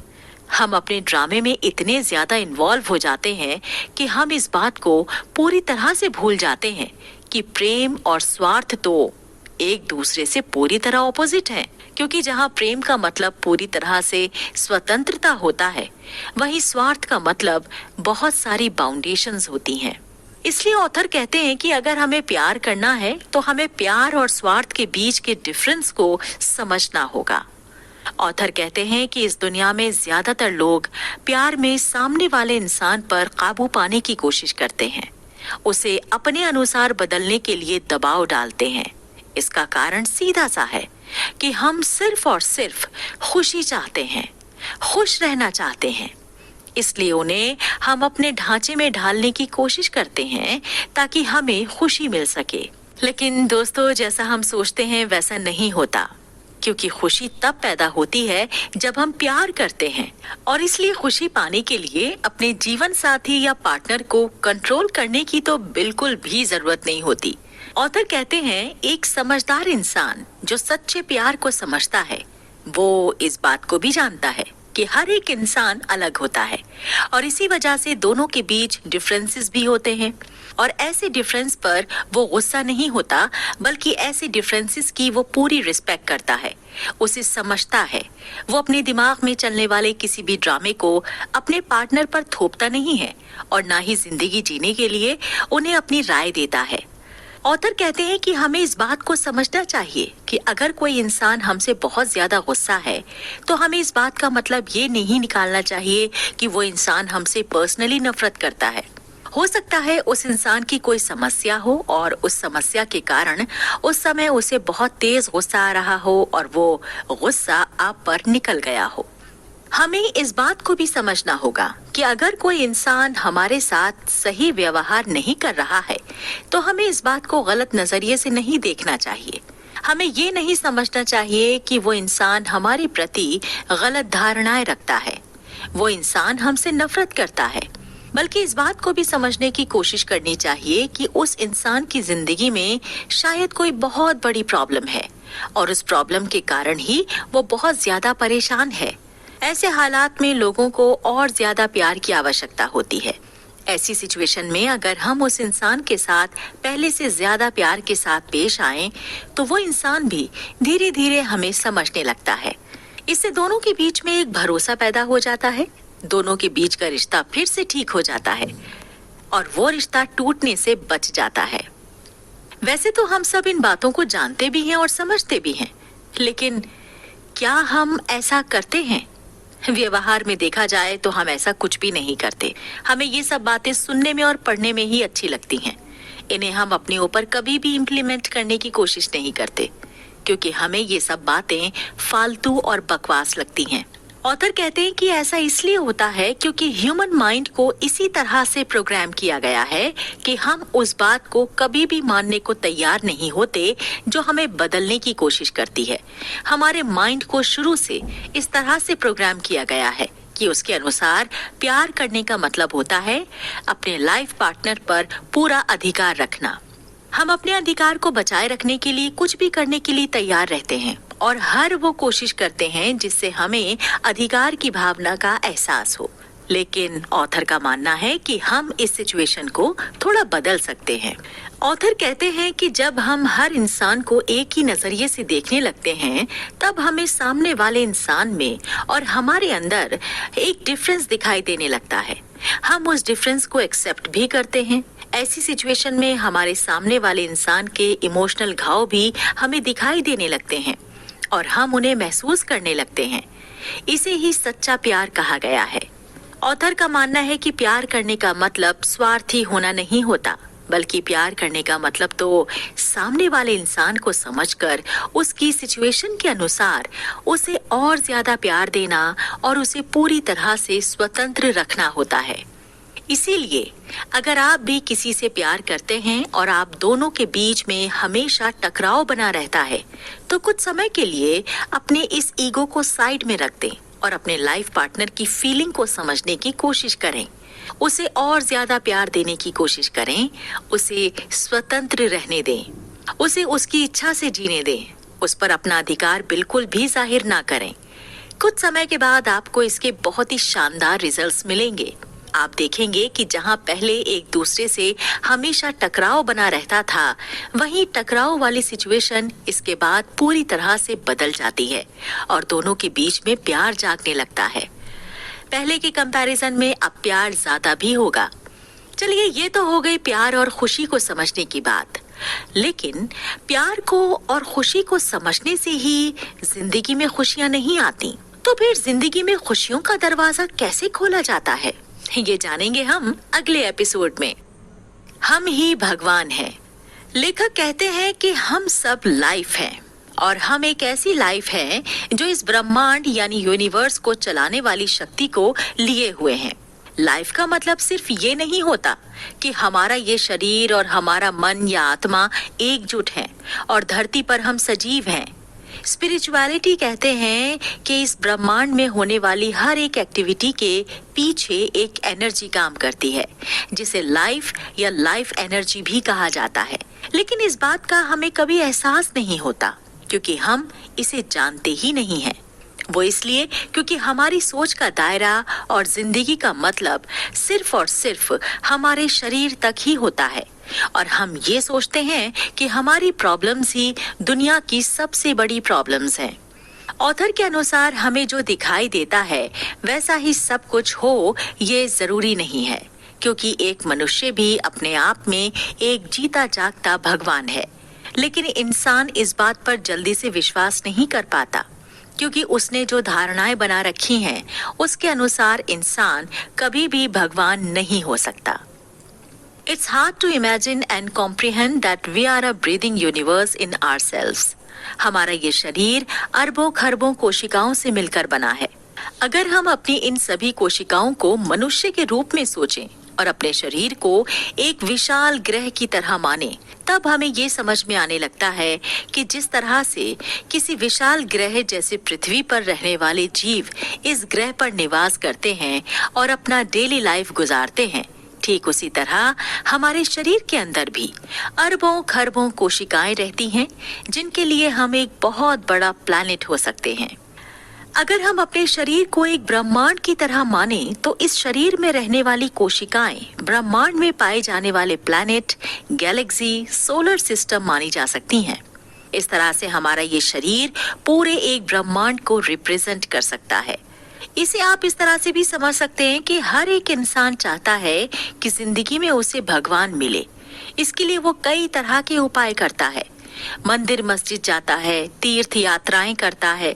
लेकिन ऑथर कहते हैं कि मनुष्य जैसा सोचता है भगवान वैसा बिल्कुल भी नहीं है।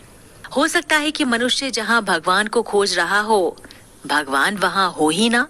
हो सकता है कि जैसी सोच हमने भगवान के प्रति बनाकर रखी है या फिर जैसा रूप हमने भगवान के लिए बना रखा है, भगवान वैसे हो ही नहीं। ऑथर कहते हैं कि हर एक इंसान भगवान है और इसे बड़ी ही आसानी से प्रूफ भी किया जा सकता है। अगर हम अपने पूरे शरीर को देखें तो हमारे शरीर के अंदर अरबों खरबों की संख्या में कोशिकाएं होती हैं और उन कोशिकाओं के लिए हम भगवान हो सकते हैं, क्योंकि हमारा मानना है कि हमारा जीवन यापन भगवान की मर्जी पर चलता है। वही हमारा सब कुछ है। लेकिन अगर हम अपने शरीर को देखें तो हमारे शरीर के अंदर रहने वाली कोशिकाओं का भरण पोषण हमारे ऊपर डिपेंड करता है और इसलिए हम अपने शरीर की कोशिकाओं के लिए उनके भगवान हो सकते हैं, विच मीन्स भगवान का रूप तो पूरी तरह से ही बदल गया। हिंदू धर्म शास्त्रों में तो यहाँ तक कहा गया है कि भगवान कण कण में निवास करता है। इसका मतलब यही है कि जिंदगी हर जगह होती है, यानी हर एक जगह एनर्जी एग्जिस्ट करती है। इसी तरह से अगर हम अपनी आंखें खोलकर चारों तरफ फैली इस सृष्टि की सुंदरता को देखने की कोशिश करें तो हम पाएंगे कि पूरी सृष्टि बहुत ही सुंदर है। लेकिन हम अपने अंदर चलने वाले ड्रामे में इतने ज्यादा इन्वॉल्व हो जाते हैं कि हम अपने आसपास की इस प्रकृति के सुंदर नजारों को भी नहीं देख पाते। हमारी ये प्रकृति इतनी सुंदर है कि जहां हम जिंदगी की इमेजिनेशन भी नहीं कर सकते, वहां भी ये हमें बहुत ही सुंदर दिखाई देती है। दोस्तों, अगर हम अंतरिक्ष को देखें तो हम पाते हैं कि दूर दूर तक फैले ये सितारे, सूर्य, चंद्रमा, गैलेक्सी और नेबुला इतने सुंदर हैं कि मन को मोह लेते हैं। अगर हम पृथ्वी की बात करें तो इसी पृथ्वी पर कहीं ऊंचे ऊंचे पहाड़ हैं तो कहीं गहरी खाइयां हैं। प्रकृति के इस नजारे को देखकर हमारा मन बहुत खुश हो जाता है। पहाड़ों से बहने वाली नदियां, घने जंगल, उनमें रहने वाले पशु पक्षी हमारे मन को प्रसन्नता का अनुभव कराते हैं। प्रकृति इतनी सुंदर है कि रेगिस्तान जैसे बंजर इलाके भी हमें बहुत ही सुंदर लगते हैं। लेकिन ऑथर कहते हैं कि हमारी बनी बनाई धारणाएं और विचार इतने प्रदूषित हो गए हैं कि हम प्रकृति की इन सुंदरताओं को बिल्कुल भी नहीं देख पाते। हाँ, अगर हम अपने नजरिए को बदल लें तो हम पाएंगे कि हम इस ब्रह्मांड के सबसे सुंदर ग्रह पर रहते हैं और हमारी ये यात्रा भी इस ब्रह्मांड की सबसे सुंदर और सुखद यात्रा है। बस जरूरत है हमें अपने विचारों को बदलने की और अपनी सोच के दायरे को बड़ा करने की। हमने अपने चारों तरफ एक छोटा सा क्राइटेरिया बनाकर रखा है और उस क्राइटेरिया में ही हम उस जिंदगी को देखने लगते हैं। इसलिए ऑथर कहते हैं कि अगर आपको खुशी खुशी अपनी जिंदगी जीनी है तो आपको अपने इस क्राइटेरिया को बहुत ही बड़ा बनाना होगा। अपनी छोटी सी सोच को छोड़ना होगा और पुरानी धारणाएं और मान्यताओं को भी छोड़ना होगा। ऑथर का मानना है कि इस ग्रह पर समस्याओं की जड़ हमारी मान्यताएं ही हैं। हमारी मान्यताएं जब हमारे साथ वर्षों तक चलती हैं तो वो धीरे धीरे ज्ञान में बदल जाती हैं और इसी ज्ञान के कारण टकराव की स्थितियां उत्पन्न होती हैं। स्थिति यहाँ तक गंभीर हो जाती है कि हम अपने विचारों को ही सबसे अच्छा मानने लगते हैं और अनुभव के आधार पर प्राप्त किए गए ज्ञान से हम टकराने लगते हैं। इस टकराव से बड़ी ही खतरनाक स्थितियां पैदा हो जाती हैं। इसलिए ऑथर का मानना है कि सोचने का सबसे अच्छा तरीका ये है कि हम अपने पुराने विचारों से थोड़ी सी दूरी बना लें। जब आप ऐसा करेंगे तो आपको सच्चाई का पता चलेगा। आप इस बात को समझ पाएंगे कि जिसे आप जिंदगी कहते हैं उसी जिंदगी पर ये ब्रह्मांड चलता है और इस ब्रह्मांड को चलाने वाले आप हैं। और जब आप इस बात को स्वीकार कर लेंगे तो आप अपने दिमाग में चलने वाले ड्रामे को सीरियसली लेना बंद कर देंगे, क्योंकि तब आपको एक बड़ी तस्वीर दिखाई देने लगेगी और प्रकृति की सुंदरता का एहसास होने लगेगा। तो दोस्तों, यही वो दरवाजा है जो सुखी जिंदगी के रास्ते को खोलता है। जब आप प्रकृति की सुंदरता का एहसास करने लगते हैं तब आपको इस बात का भी एहसास होता है कि आप इस ब्रह्मांड की सबसे अच्छी चीज हैं और आप ही वो हैं जो पूरी तरह से कंप्लीट हैं। इस ब्रह्मांड को आप ही चला रहे हैं। इस तरह से आप अपने मन से अपने आप के इनकम्प्लीट होने के छोटे से विचार को बाहर निकाल देते हैं। इसका मतलब ये नहीं है कि आप काम करना बंद कर दें और प्रकृति में सिर्फ और सिर्फ सुंदरता को ही ढूंढने लगे। इसका मतलब तो ये है कि हमेशा अपने आप को इस ब्रह्मांड का पार्ट समझते हुए हर काम को करें। इससे ये होगा कि आपके मन में नेगेटिविटी नहीं आएगी और आपकी सोच का दायरा बहुत बड़ा हो जाएगा। आपको हर जगह सुंदरता ही सुंदरता दिखाई देगी। जिस तरह से किसी ऊंचाई से गिरते हुए झरने और आसपास के घने जंगल, पेड़ों पर चहचहाते पक्षी, बहता हुआ पानी, चारों तरफ उड़ती तितलियों को देखकर खुशी होती है, ठीक उसी तरह से हमें भी हर एक इंसान को देखकर, हर एक काम को करके खुशी का अनुभव होगा। हम हर जगह इस बात को महसूस करेंगे कि हमें हर एक चीज से, हर एक काम से खुशी मिल सकती है। तो दोस्तों, इसलिए ऑथर का मानना है कि हमेशा अपने आप को कंप्लीट मैन की तरह सोचें। इससे होगा ये कि आपकी सोच का दायरा बढ़ेगा और हर प्रकार की समस्याएं धीरे धीरे खत्म होने लगेंगी। That way, you are deliberately learning and improving yourself. You are not doing something because you have to. You are doing it because you want to. इस तरह से आपको जो खुशी मिलेगी वो ऐसी खुशी होगी जो आपकी जिंदगी में बहुत लंबे समय तक बनी रह सकती है, या फिर हो सकता है कि आपकी पूरी जिंदगी बनी रहे, तो वहीं दूसरे तरीकों से मिलने वाली खुशी एक छोटे से समय के लिए ही होती है, और वो समय जब पूरा हो जाता है तो जिस चीज से हमें खुशी मिली थी, अब उस चीज से भी हमें खुशी नहीं मिलती और उससे हमें इरिटेशन सा फील होने लगता है। लेकिन अपनी सोच का दायरा बड़ा रखने और प्रकृति में हर जगह सुंदरता का अनुभव करने से हमें जो खुशी मिलती है वो कभी खत्म नहीं होती।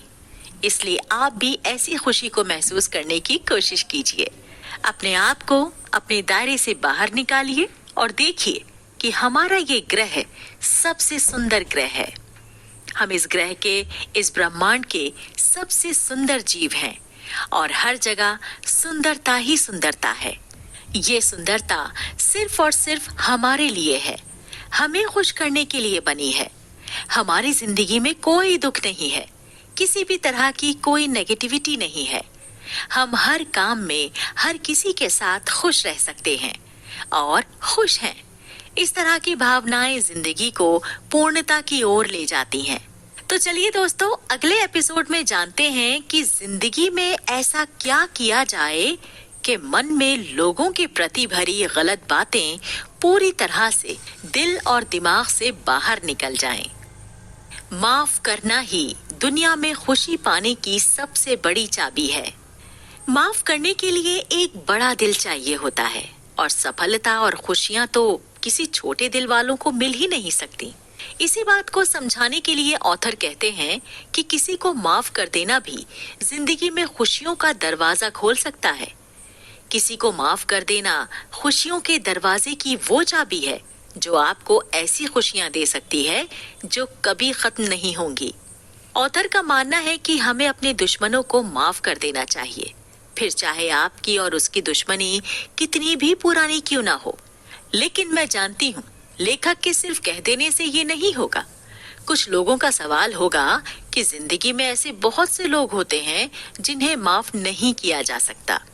ऑथर कहते हैं कि हमें माफ करना आना चाहिए, क्योंकि किसी इंसान को माफ नहीं करने का मतलब होता है कि हमने उस इंसान के प्रति जो नफरत की भावनाएं अपने मन में भर कर रखी हैं, हमने उन भावनाओं को और ज्यादा स्टोर करना शुरू कर दिया है।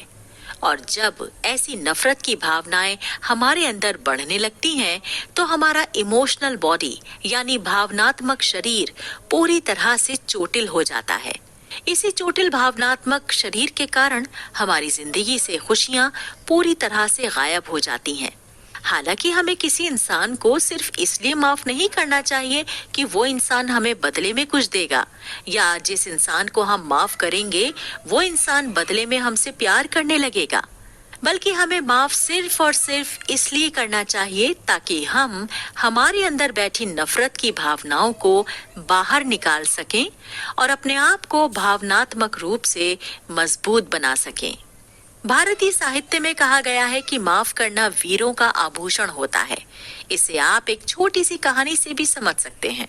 एक संत ब्रह्म मुहूर्त में उठकर नदी में स्नान करने गए थे। जब वो स्नान कर रहे थे तभी उनकी नजर पानी में बह रहे बिच्छू पर पड़ी।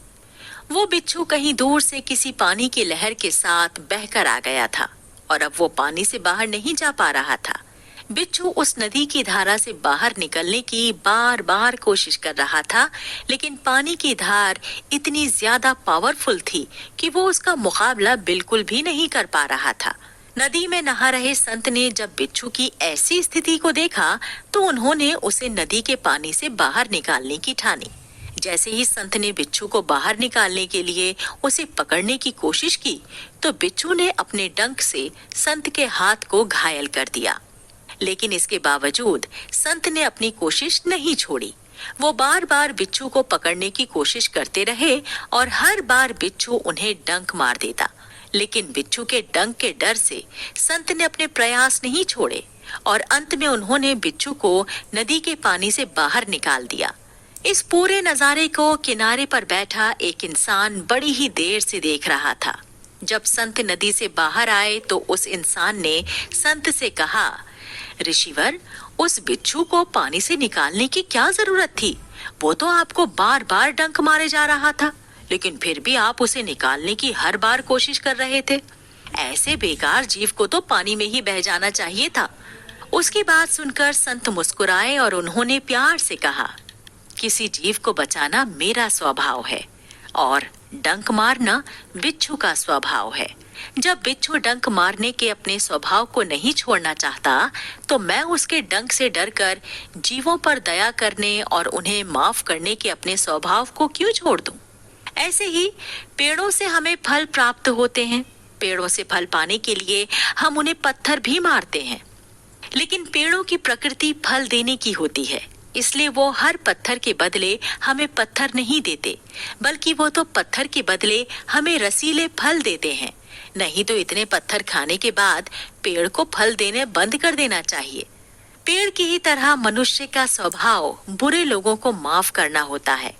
हमारे साथ चाहे कोई कैसा भी व्यवहार करे, अगर हम हर बार बुरे व्यवहार के लिए माफ करना सीख जाते हैं, तो हमारी जिंदगी में खुशियों के दरवाजे खुल जाते हैं। लेकिन फिर भी जिंदगी में कुछ इंसान ऐसे होते हैं जिन्हें हम माफ नहीं कर पाते।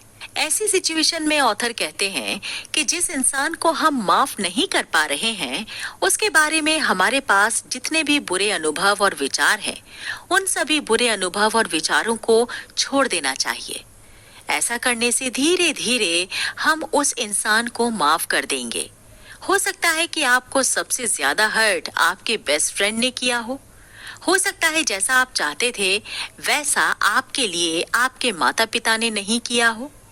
ऑथर कहते हैं कि हमें इस तरह के विचारों को छोड़ देना चाहिए, क्योंकि ऐसे थॉट्स गुजरे समय के हैं। हमें बीते कल की बजाय आज में जीना चाहिए और आज की सुंदरता को ही अनुभव करना चाहिए। गीता में भगवान श्री कृष्ण ने कहा है कि मनुष्य को अपने भूतकाल के विचारों को छोड़ना चाहिए, भविष्य की चिंता ना करते हुए सिर्फ और सिर्फ वर्तमान में ही जीना चाहिए। यही उसकी जिंदगी में खुशी का सबसे बड़ा राज है। जब इस तरह की बातें कही जाती हैं, तो हर कोई यही कहता है कि आप जो कह रहे हैं वो कहना बड़ा ही आसान है, लेकिन करना बहुत मुश्किल है। क्योंकि हम किसी दूसरे इंसान को सलाह तो दे सकते हैं, लेकिन उसे अपनी जिंदगी में इम्प्लीमेंट करना हमें बहुत ही मुश्किल लगता है। इसलिए ऑथर कहते हैं कि हो सकता है कि शुरुआत में आपको परेशानी हो, लेकिन जैसे जैसे आप अपने इन जहरीले विचारों को छोड़ते जाते हैं, वैसे वैसे आप बहुत ही अच्छा महसूस करने लगते हैं और अपने दुश्मनों के किए गए सभी गलत कामों के लिए उन्हें माफ भी कर देते हैं। कोई इंसान जिसके मन में किसी के प्रति नफरत की भावनाएं भरी हुई हैं, सामने वाले को उन्हें भी माफ कर देना चाहिए। ऐसा हमें उनके लिए नहीं करना चाहिए, बल्कि ऐसा हमें अपने लिए करना चाहिए, क्योंकि माफ करने पर जो खुशी मिलेगी वो हमें ही महसूस होने वाली है। इसलिए अच्छा महसूस करने के लिए सबसे पहले माफ करना सीखना चाहिए। You can feel good by having compassion for yourself. किसी को माफ कर देने से मिलने वाली खुशी नफरत से बहुत ज्यादा पावरफुल होती है। इसलिए हमें इस बात का बिल्कुल भी विचार नहीं करना चाहिए कि सामने वाला इंसान हमारे बारे में क्या सोचता है। अगर हम किसी भी इंसान से नफरत करते हैं और उसे बार बार याद करते हैं, तो इससे हमारी इमोशनल पावर पर बहुत ही गहरा असर पड़ता है। हम अपने ही आप को नुकसान पहुंचाने लगते हैं। मन ही मन नफरत की भावनाओं को सोच सोच कर हम दुखी होने लगते हैं। हमारा दुश्मन हमें पता नहीं कब नुकसान पहुंचाएगा, लेकिन उससे पहले ही हम अपने आप को खुद ही नुकसान पहुंचा लेते हैं। इसलिए इस तरह के नुकसान पहुंचाने वाले थॉट्स को हमें पूरी तरह से छोड़ देना चाहिए और अपने दुश्मनों को माफ कर देना चाहिए। इससे हमें बहुत बड़ी खुशी मिलेगी। हो सकता है जिस इंसान से आपकी दुश्मनी थी, वो इंसान आपका बहुत ही अच्छा दोस्त बन जाए। माफ करना भारतीय परंपरा में बहुत बड़ा गुण माना जाता है। इसलिए हमारे धर्म ग्रंथों में माफ करने वालों इंसानों को ही सबसे बड़ा योद्धा माना गया है। यही नहीं, पूरी दुनिया में अहिंसा जैसे विचारों को फैलाने वाले महात्मा गांधी का भी मानना था कि हमें अपने दुश्मनों को माफ कर देना चाहिए, क्योंकि जब हम ऐसा करते हैं तभी हमें असली खुशी का एहसास होता है, हमारे मन को संतुष्टि मिलती है। महात्मा गांधी ने तो यहाँ तक कहा था कि अगर आपका कोई दुश्मन गुस्से में आपके एक गाल पर चांटा मार दे, तो उस इंसान के सामने अपना दूसरा गाल भी आगे कर देना चाहिए। जब आप ऐसा करेंगे तब आप देखेंगे कि उस इंसान के विचार आपके प्रति पूरी तरह से बदल जाएंगे और वो इंसान अपनी इस गलती पर खुद ही पछताने लगेगा। वो इंसान आपके सामने झुक जाएगा। माफ करने की इन्हीं भावनाओं को बढ़ाने के लिए भारत में होली जैसे